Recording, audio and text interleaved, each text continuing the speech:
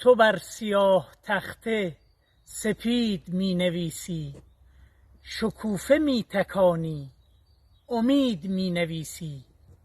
در این کلاس کوچک که پنجره ندارد، دریچه می گشایی، جدید می نویسی.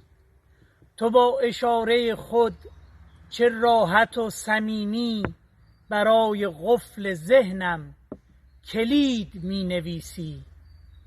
چه نور دلفروزی نوشته تو دارد، مگر برای خورشید رسید می نویسی.